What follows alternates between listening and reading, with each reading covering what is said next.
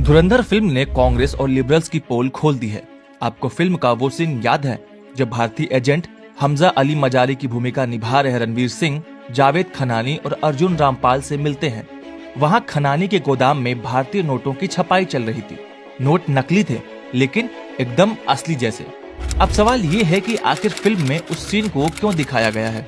आपको याद होगा 8 नवंबर 2016 का वो दिन जब नोटबंदी की गई थी। 500 और 1000 के नोट बंद कर दिए गए। पर सवाल है क्यों? इस सवाल का जवाब भी इसी फिल्म में छिपा है। दरअसल ये वो दौर था जब देश में सरकार कांग्रेस की थी। उस वक्त भारतीय नोट विदेशी कंपनी डेलारू छापती थी। पाकिस्तान भी वहीं से अपने नोट छपवाता था।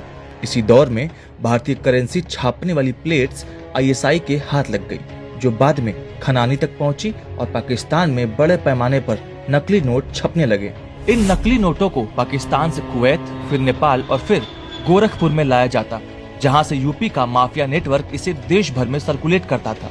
नोटबंदी के फैसले की पूरे विपक्ष ने आलोचना की, लेकिन क्या आपने कभी सोचा कि अगर ये नकली नोट भारत में आ जाता तो आज हालात कैसे होते? चलिए वो भी जान लीजिए।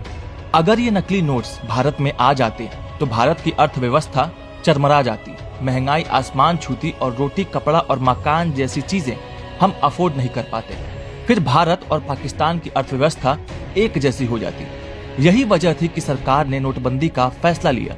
इसका परिणाम ये हुआ कि पाकिस्तान में छपे सारे नकली नोट बेकार हो गए और जो प्लेट्स ISI को बेचे गए थे वो भी किसी काम के नहीं रहे। इस फिल्म ने कांग्रेस के देश विरोधी चेहरे को उजागर कर दिया है, इसलिए कांग्रेसी और लिबरल्स इस फिल्म की आलोचना कर रहे हैं। अगर ऐसी पार्टियों से देश को बचाना है तो हमें पहले से ज्यादा सावधान रहने और सतर्क रहने की जरूरत है, वरना ये गद्दार इस देश को बेच खाएंगे।